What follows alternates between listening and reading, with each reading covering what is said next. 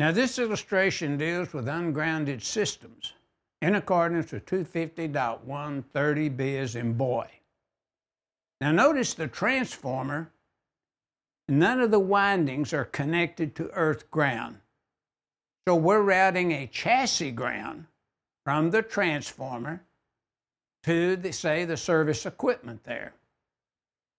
And again, we're just showing secondary side of the transformer.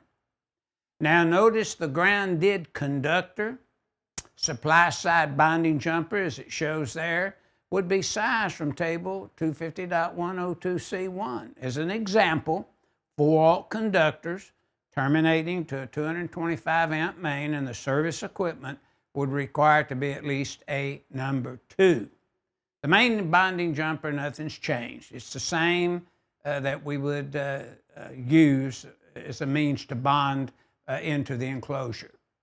And then the overcurrent device and the equipment grounds would be routed from the service equipment to the equipment to ground metal raceways, metal enclosures, enclosures of equipment, and so forth. And then notice the grounding of the grounding electrode conductors, 250.24E as in Ed, and 250.66. The selection of the grounding electrode system, GES, is 250.52A1 through A8 to select an electrode that would be present. Maybe more than one would be present is what the section is pointing out.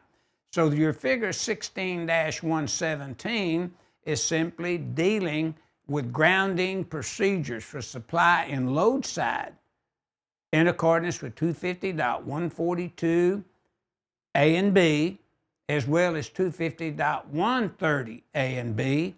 And since it's ungrounded system, it would be 250.130 B as in boy, and then we would look at 250.142B if it was a load side. But since it's a supply side, we'd look at 250.142A.